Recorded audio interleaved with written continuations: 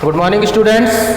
आज हम लोग जो चैप्टर चल रहा था प्रकाश का तरंग सिद्धांत, उसमें लास्ट टॉपिक प्रकाशिक पथ की आज हम बात करने वाले हैं। प्रकाशिक पथ है, उसकी डिफिनीशन की अगर हम बात करें तो कहते हैं किसी माध्यम में प्रकाश की किरण द्वारा किसी समय में तय किया गया पथ उसी समय में प्रकाश किरण द्वारा निर्वात में तय किए गए पथ के तुल्य होता है, अर्थात उसके बराबर की बात कर रहा है वो। अर्थात किसी माध्यम में, यानी कि किसी मीडियम में, जैसे कि कोई मीडियम हमारा कांच है, जल है, अगर उसमें कोई प्रकाश की किरण एक निश्चित समय में जितनी दूरी तय करेगी उतनी ही दूरी उसी निश्चित समय में निर्वात में भी तय की जाएगी, और इन दोनों के जो दूरियां जो आती हैं वो इक्वल आती हैं। प्रकाशिक पथ, पथ मीन्स होता है रास्ता। तो बात कर रहा है कि किसी माध्यम में प्रकाश की किरण द्वारा किसी समय में तय किया गया पथ उसी समय में प्रकाश किरण द्वारा निर्वात में तय किए गए या तय की जाने वाली दूरी के तुल्य होता है ना। तो ये बात इसने बोला है डिफिनीशन में। अगर हम यहाँ पर मान के चले कि कह सकता है कि अगर माना निर्वात में प्रकाश की चाल c व माध्यम में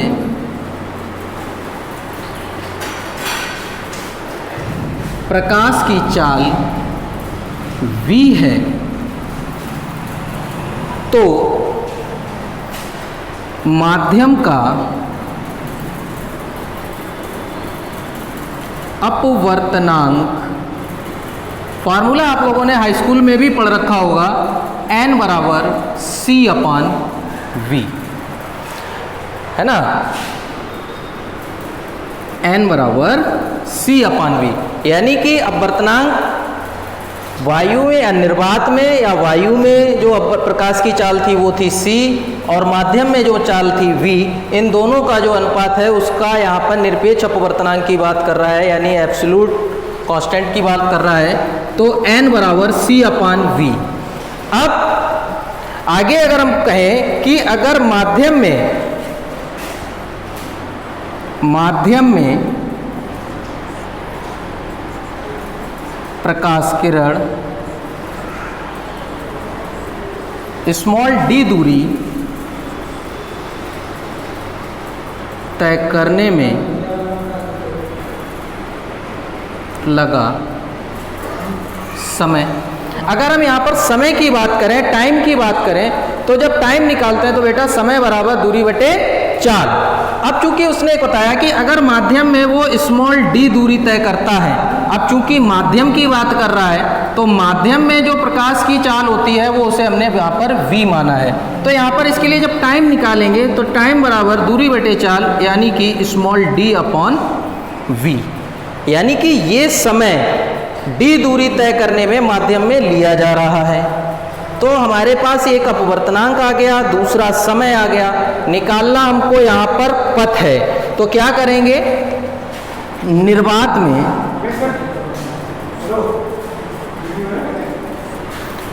निर्वात में प्रकाश की किरण द्वारा तय किया गया पथ या दूरी, तो दूरी बराबर सूत्र होता है बेटा, क्योंकि हम लोग जानते हैं कि दूरी बराबर चाल गुणे समय। अब चूंकि निर्वात में प्रकाश की चाल कितनी है, c है ना, समय कितना ले रहा है, t। अब t की जो वैल्यू आ रही है वो हमारे पास है c इंटू टी का मान रखेंगे तो d/v, थोड़ा सा इसका रूप बदल देंगे तो ये आ जाएगा d into c/v, d into c/v। अब चूंकि c/v हम जानते हैं कि n बराबर c/v, तो इसलिए क्या हो जाएगा, d इंटू n, यानी कि c/v की जगह पर हम कितना रख सकते हैं, n रख सकते हैं। तो हमारे पास नया फार्मूला जो बनकर आ जाता है, प्रकाशिक पथ बराबर प्रकाशिक पथ बराबर n इंटू डी। ये टॉपिक था हमारा प्रकाशिक पथ। प्रकाशिक पथ में वो बोलता है कि निर्वात या माध्यम में जो प्रकाश के द्वारा जो दूरियां तय की जाती हैं तो उनका जो रेशियो निकल कर आता है या उनकी जो तुलना की जाती है वो दूरियों में आपस में बराबर होती हैं। तो कंडीशन से यहाँ पर अप्लाइड थी। यहाँ पर हमें प्रकाशिक पथ जो हम यहाँ पर पढ़ रहे हैं उसका यहाँ पर गणितीय रूप हम लोगों ने देखा। तो क्या करेंगे, सबसे पहले डिफिनीशन के अकॉर्डिंग चलेंगे। तो हम पहले इनकी चालों का कंसीडर करेंगे, यानी चालों को मान लेंगे। तो निर्वात में प्रकाश की चाल c और माध्यम में प्रकाश की चाल v मान ली। तो इस आधार पर निर्वात के सापेक्ष यानी माध्यम का अपवर्तनांक जब निकालेंगे तो n बराबर c बटे v हो जाएगा। अब माध्यम में प्रकाश की किरण अगर मान लीजिएगा कि d दूरी तय करती है तो d दूरी तय करने में उसे कितना समय लगेगा, समय निकाल लिया, t बराबर d अपान v। कुछ लोगों के दिमाग में आया होगा कि सर समय क्यों निकाल लिया, क्योंकि हमें यहाँ पर प्रकाशिक पथ अर्थात दूरी ज्ञात करनी है। तो दूरी बराबर सूत्र होता है चाल गुणे समय। तो चाल तो हमें पता है लेकिन समय की बात आ जाती है, तो समय निकालने की वजह से हमने यहाँ पर इसको लिखा है। फिर कहेंगे कि निर्वात में प्रकाश की किरण द्वारा कितना पथ तय किया गया। तो अब निर्वात की बात करेंगे तो निर्वात में जो प्रकाश की चाल थी वो थी c और दूरी बराबर होता है चाल गुणे समय और t का मान रख देंगे और t की वैल्यू हम लोगों ने यहाँ पर निकाली थी वो कितनी आ रही है d अपॉन v रख दिया। थोड़ा सा कंसीडर किया यानी कि इसको हमने बदल दिया थोड़ा सा रूप इसका, यानी d इस तरफ ले आए और c को इधर ले गए। रीजन था हमें c अपॉन v बनाना था और c अपॉन v इसलिए बनाना था क्योंकि ये इसके अपवर्तनांक की बात कर रहा है। चूंकि माध्यम चेंज होता है तो अपवर्तनांक भी बदल जाता है। अब अपवर्तनांक आ गया तो वैल्यू हमें अपवर्तनांक में लेकर आनी थी, तो इसीलिए c बटे v की जगह पर हमने क्या रख दिया, n रख दिया। अर्थात प्रकाशिक पथ का जो फार्मूला हमारे पास आ जाता है वो आ जाता है n इंटू डी के बराबर। इसके बाद इसकी तरंग दैर्ध्य पर भी निर्भरताओं के बारे में अभी हम बात करेंगे।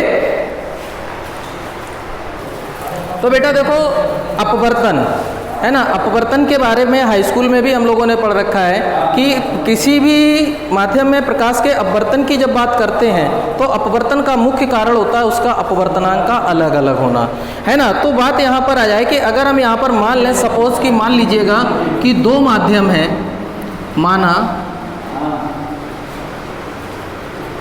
माध्यम 1/2 में प्रकाश की चाल क्रमशः v1 व v2 है। तो ये फार्मूला भी हमने हाई स्कूल में पढ़ रखा है। 1 और 2 बराबर हमारे लिए वैल्यू बन जाती है v1 अपान v2 की। अगर यहीं पर जो चाल हमारे पास आ गई है v1 अपान v2, चूंकि ये माध्यम की बात कर रहा है तो c नहीं ले सकते क्योंकि वो निर्वात की उसने बात नहीं की, दो मीडियम अलग अलग की बात कर रहा है। अगर हम यहीं पर माने कि माना माध्यम 1/2 में प्रकाश की 1/2 में प्रकाश की तरंग दैर्ध्य λ1 व λ2 है। तो फर्स्ट ईयर में एक फार्मूला पढ़ रखा था हम लोगों ने v बराबर n लैम्डा, इसी का यूज़ करेंगे। तो हमारे पास यहाँ पर वैल्यू क्या हो जाएगी, चूंकि अपवर्तनांक सेम रहेगा क्योंकि माध्यम की बात कर रहा है, तो v1 बराबर n इंटू λ1, v2 बराबर n इंटू λ2। ये मान उठा के इसे समीकरण नंबर 1 डाल देते हैं। v1 v2 का मान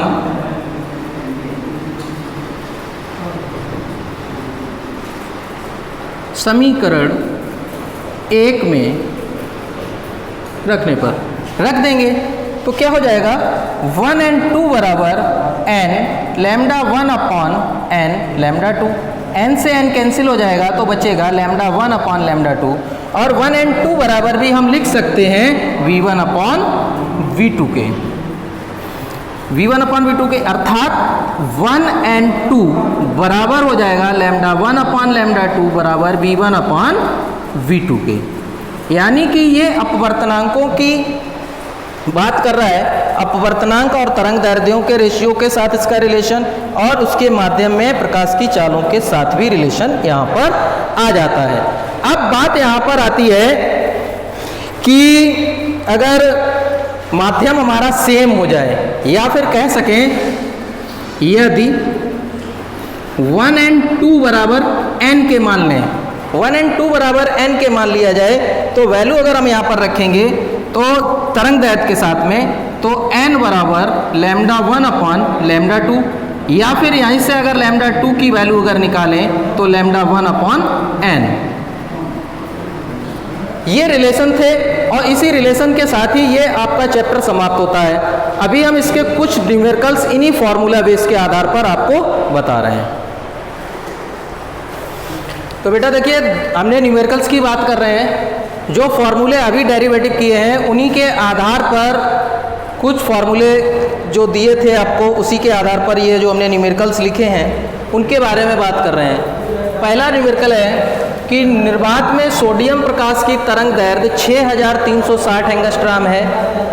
जल में प्रकाश की तरंग दैर्ध्य की गणना कीजिए और जल का अपवर्तनांक आपको दिया गया है। तो सबसे पहले निर्वात में प्रकाश की तरंग दैर्ध्य जो दी जा रही है वो वैल्यू है λ1 की और दिया गया है 6360 एंगस्ट्रॉम। कह रहा है जल में प्रकाश की तरंग दैर्ध्य की गणना करनी है। λ2 बराबर क्वेश्चन मार्क, जल का अपवर्तनांक दिया है n बराबर 4/3। चूंकि अभी फॉर्मूला डेरिवेटिव किया था n बराबर λ1 अपॉन λ2, वैल्यू λ2 की निकालनी है, तो सूत्र बनेगा हमारे पास λ2 बराबर λ1 अपॉन n। मान रखेंगे तो λ2 बराबर λ1 की वैल्यू है 6360 बटे n का मान है 4/3, तो 6360 गुणे 3/4। क्या करेंगे, 2 से काटेंगे, 2 दूनी 4 बचा, यहाँ पर कैंसिल हो जाएगा, 2 तिया 6, 2 एकम 2 बचा 1, 2 अट्ठे 16, 2 पंचे 10। फिर 2 से नहीं कटेगा, ये गुणा कर देंगे 3 का ऊपर, या पॉइंट में वैल्यू जाएगी ये।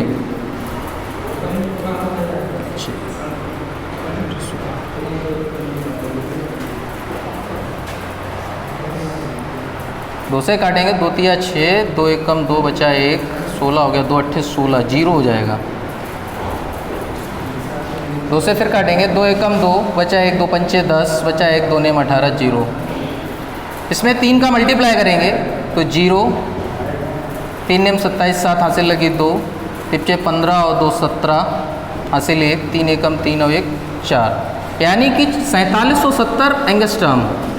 यहाँ पर ये λ2 की वैल्यू आ रही है। कैलकुलेशन में गलती हो सकती है, तो कहीं पे भी जब भी कैलकुलेशन की बात आए तो काटने का या गुणा या भाग करने का उसे आप अपने हिसाब से ज़रूर देख लिया करें कि हो सकता है कहीं मिस्टेक हो सकती है। तो 4770 एंगस्ट्रॉम इसकी वैल्यू आ रही है हमारे पास। और अगला जो क्वेश्चन हमारा दिया गया है वो दे रहा है कि एक प्रकाश की किरण जल में 3 सेंटीमीटर तथा कांच में 8 सेंटीमीटर की दूरी तय करती है। यदि जल तथा कांच के अपवर्तनांक 4/3 और 2/3 है तो प्रकाश किरण द्वारा तय किया गया कुल प्रकाशिक पथ ज्ञात कीजिए। तो सबसे पहली बात, जल में जो दूरी तय कर रही है अर्थात वैल्यू ये d1 की दे रहा है, ये दी उसने 3 सेंटीमीटर, और इसी का अपवर्तनांक यानी जल में जो अपवर्तनांक की बात कर रहा है वो दिया गया है n1 बराबर 4/3। यहाँ पर दूरी 8 सेंटीमीटर है कांच की, तो यानी d2 बराबर हमें यहाँ पर उसने 8 सेंटीमीटर दिया, और कांच का अपवर्तनांक जो दे रहा है n2 बराबर 2/3। अब चूंकि फॉर्मूला क्या था, प्रकाशिक पथ बराबर n इंटू डी। अब इसी सूत्र का यूज करेंगे, लेकिन यहाँ पर एक माध्यम नहीं, माध्यम 2 दिए गए हैं, अर्थात ये फॉर्मूला हमारा कन्वर्ट हो जाएगा किसमें, n1 d1 plus n2 d2। यानी इसमें अगर 2 दे दिए जाए, 3 दे दिए जाए, 4 दे दिए जाए, अर्थात माध्यम बढ़ते चले जाए, तो भी हम इन्हें प्लस करके जोड़ते चले जाएंगे। मान रखेंगे n1 का जो मान दिया गया है वो दे रहा है 4/3 इंटू d1, दूरी दी गई है 3, प्लस n2 2/3 और दूरी दी गई है 8। 3 से 3 कैंसिल हो जाएगा,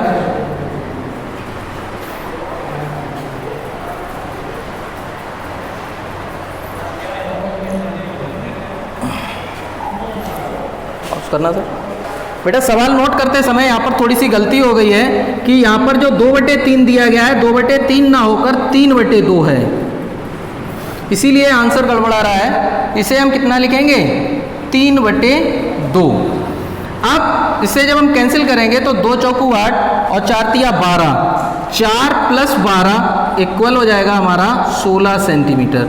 अर्थात इस प्रकाश की किरणों के द्वारा तय किया गया जो टोटल पथ है वो हमारे लिए आ रहा है यहाँ पर 16 सेंटीमीटर। इसी तरीके से जितने भी सवाल आपकी कॉपी जो आपके पास बुक है उनको सॉल्व करने की कोशिश करें, और जो भी अगर समस्या आती है तो आप हमारे पर्सनल व्हाट्सएप नंबर पर अपनी समस्या को शेयर कर सकते हैं। Thank you.